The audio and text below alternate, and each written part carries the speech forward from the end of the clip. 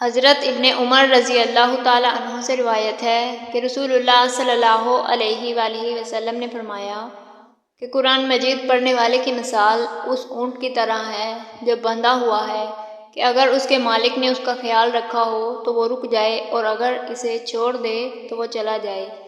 صحیح مسلم حدیث نمبر 1839۔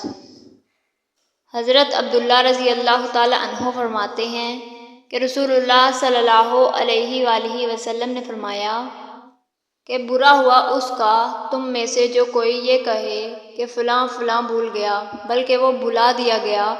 قرآن مجید کو یاد رکھو اور اس کا خیال رکھو، کیونکہ وہ لوگوں کے سینوں میں سے ان چارپائیوں سے زیادہ دوڑنے والا ہے جن کا ایک پاؤں بندھا ہوا ہے۔ صحیح مسلم حدیث نمبر 1841۔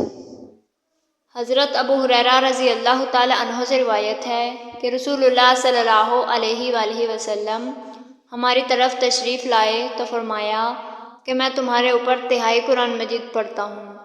پھر آپ صلی اللہ علیہ وآلہ وسلم نے قل ھو اللہ احد اس پر ختم کی۔ صحیح مسلم حدیث نمبر 1899۔ حضرت ابو اسحاق رضی اللہ تعالیٰ عنہ کہتے ہیں کہ میں نے ایک آدمی کو دیکھا کہ وہ اسود بن یزید رضی اللہ تعالیٰ عنہ سے پوچھ رہا تھا، اس حال میں کہ وہ مسجد میں قرآن سکھا رہے تھے۔ اس نے کہا کہ آپ اس آیت فَهَلْ مِن مُدَّکِّرٍ الْمُدَّثِّرِ کو کیسے پڑھتے ہیں؟ کیا دال پڑھتے ہیں یا زال پڑھتے ہیں؟ انہوں نے فرمایا کہ دال۔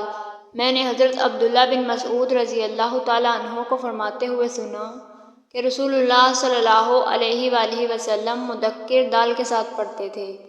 صحیح مسلم حدیث نمبر 1914۔